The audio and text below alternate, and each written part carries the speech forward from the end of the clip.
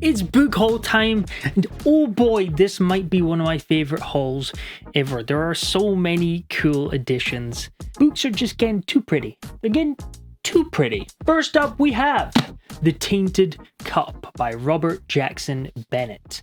And this is a murder mystery fantasy book, and I have already read it. We read it as part of the read-along in the Discord for the month of May, which you can join for free in the description below.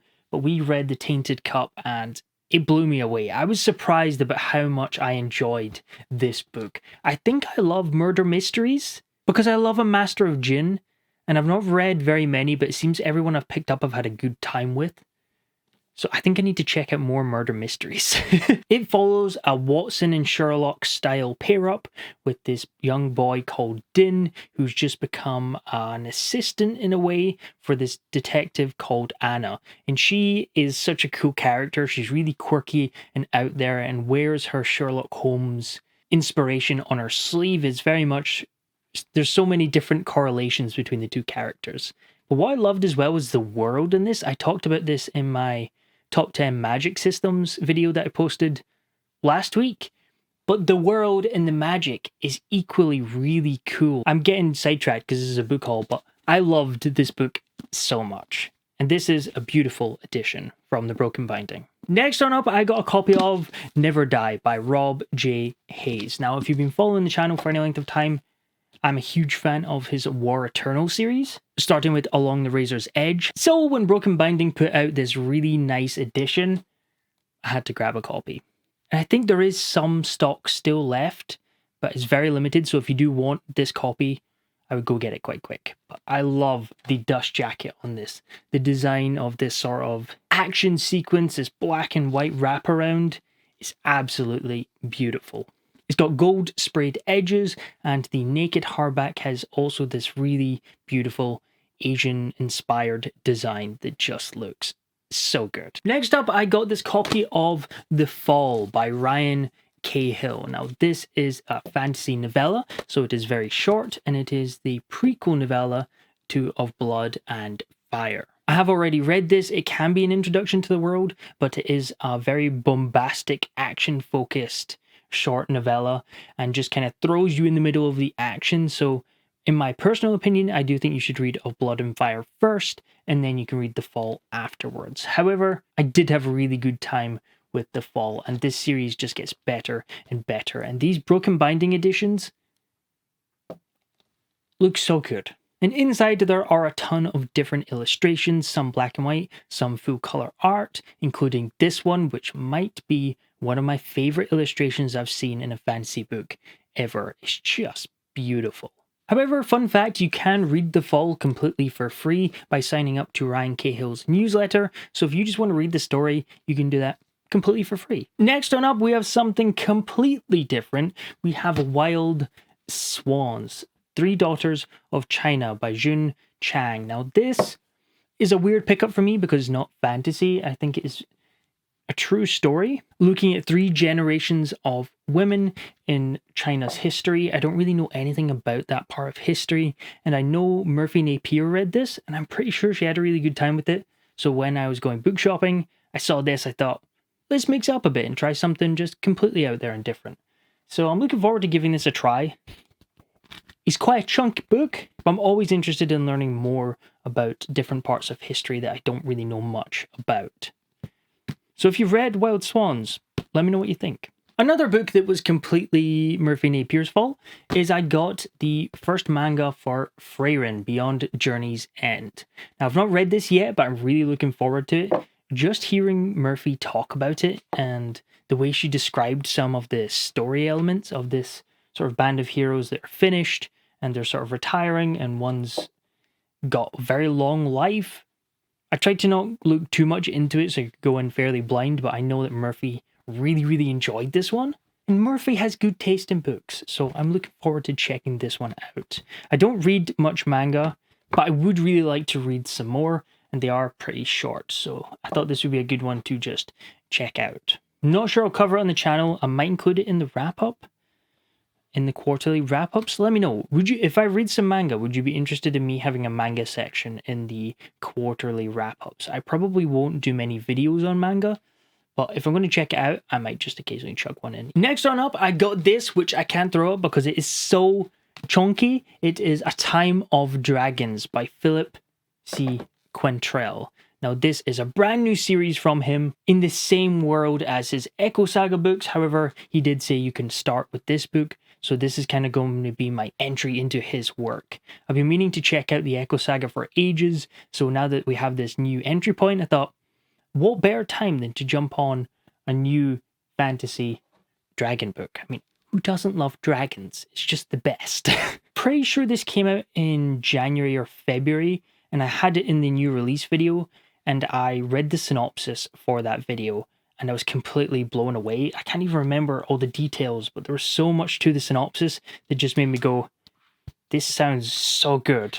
This is another broken binding edition, so it has these beautiful sprayed edges of a dragon. Again, dragons!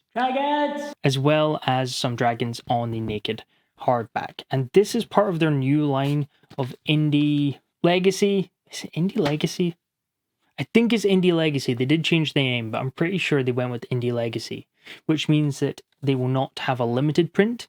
These are going to be available forever. So if you do want a copy of A Time of Dragons, you can get that at any point. And I did not get from the pictures it was going to be this chunky. It's a proper big chunky fantasy book, which can't go wrong with big chunky fantasy books. Next up, my copy of Neon Ghosts, A Witch's Sin arrived. Now this is the Kickstarter edition, so it does have sprayed edges. But I read this back when it first released on ebook, and I do have a full video, so if you want to go into my spoiler-free thoughts, you can check it out here. But Cyberpunk with vampires. I mean, that's just such a cool premise, and I must say, the highlight of the book for me was the world building and this sort of meshing of vampires in the cyberpunk setting.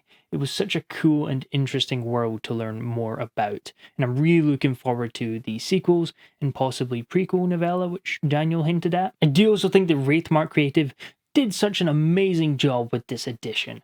I absolutely love the art style and design of the cover. Even the naked hardback looks incredible. So much so, it's rare that I get the bookmarks as well, but I did grab the bookmark because it's this beautiful foil bookmark and I love this cover and design. And Daniel, you probably already know this, but Daniel is currently doing a Kickstarter for his Lawful Times books, which just look beautiful as well. Next on up, we have To Ride Hell's Chasm by Jani Wirtz. Now, this author in this book in particular is an author I heard about from Philip Chase. Now, he talked about this so highly that I immediately put it on my TBR. So I've been meaning to check out her work for ages, and she was kind enough to send me this copy. What's really cool about this one is it is a standalone, so it seems to be one of the best places to get into her work, because her Curse of the Mistwraith series is 11 books long, which is so cool, but oh boy, it's commitment. I did read a bit of the first chapter, and her prose style is absolutely beautiful. It reminded me a bit of Robin Hobb, just from skimming sort of the first page or two. So I'm really looking forward to just finding this sort of immersive, classic fantasy ride. And I'm sure I'll love it, because what Philip Chase said about it sounded so good. Next on up, we have the new sub-series from Broken Binding, The Lies of Locke Lamora, and Red Seas Under Red Skies. The Red Seas Under Red Skies just arrived today, and The Republic of Thieves is coming out next month. But these are beautiful. I love the original covers. I'm really glad that they stuck with them. It's really cool to see these detailed sprayed edges and beautiful naked hardback design. Again, done by the amazing Katrina Prince. But probably my favorite part about these editions is the end paper art. They've got new full page illustrations on the end papers of scenes from the books. And if you're new to the channel, I absolutely love The Lies of Locke Lamora, but I've yet to continue on to Red Seas Under Red Skies, so I no longer have an excuse because I have a really nice edition to read it from now. So I really need to hurry up and continue with this series because I loved The Lies of Locke Lamora.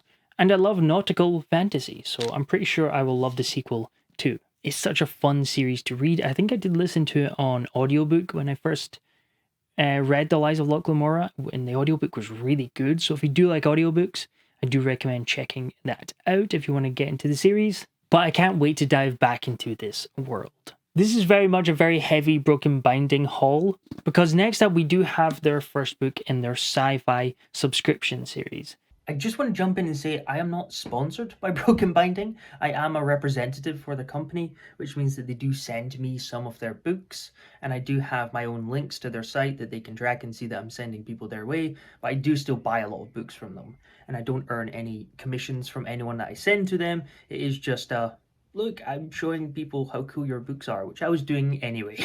So if you do buy something from the Broken Binding site, if you use code FOOL, it tells them I sent you there. And if you're on the general site where they don't have the special editions, they just have signed copies, if you use FOOL15, you get 15% off. So they are doing the Andy Weir books, they are doing The Martian, Project Hail Mary, and Artemis.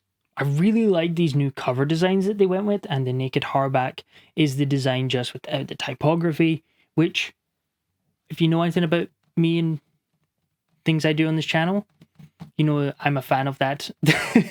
They also have really cool designs on these sprayed edges. Now, Andy Weir seems to be a staple of modern day sci-fi. He's not an author I've checked out yet, but now I no longer have any excuse. And I have been meaning to check out his work for some time, so I'm really glad that I now have a copy. I can try out The Martian and Project Hail Mary. I've not heard many people talk about Artemis. I don't know if it's just not as light as The Martian and Project Hail Mary, but let me know. Have you read Artemis? Is it worth checking out? But either way, I'm super excited to check out The Martian and Project Hail Mary. They have been on my TBR for far too long.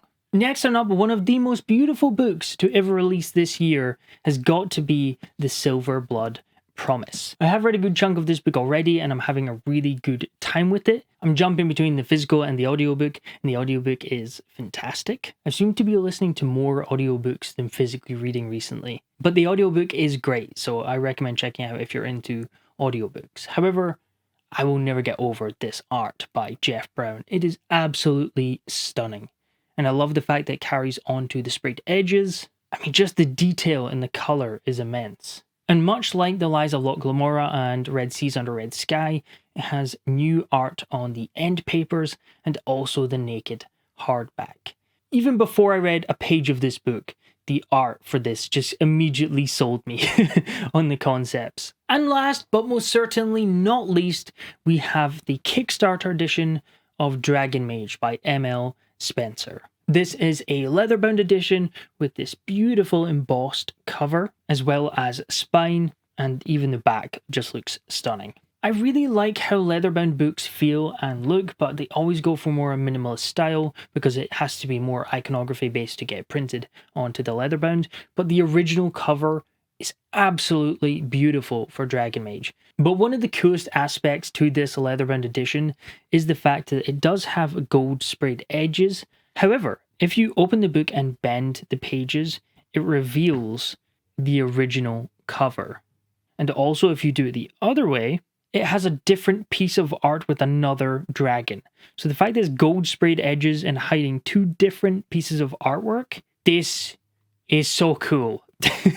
Blows my mind what they can do with books nowadays. This is a classic feeling high epic fantasy book with heroic characters, hopeful plots, just to even out some of those horrific, grim, dark, and traumatic books. And in case you're wondering, Andrew, what are you wearing? This is Trauma Club merch. It is a very limited line. I'm only selling it for the month of June, kind of as a joke for the Royal Assassin video, which I just released. It's a spoiler-filled video, so I know less people will watch that, so I do just want to give a heads up that I am selling merch for a very limited time here as well. And just for a little context, I did a spoiler-filled video on Assassin's Apprentice, and I said the line, "I've joined the Trauma Club, I hate it here, 5 stars." And then someone said, "You should put that on a t-shirt." I got carried away, made a whole merch line just for a bit of fun, so if you do want to check that out, the link will be in the description below. But let me know, what is a recent cover or edition you've seen that you've thought, wow, that's absolutely beautiful? I've got to go with the Silver Blood Promise. It is absolutely beautiful. And we did see it last year, but I've still not gotten over how good that cover really is. But thank you very much for watching. Outro. I have no idea how I'm going to get all this in one stack for the thumbnail.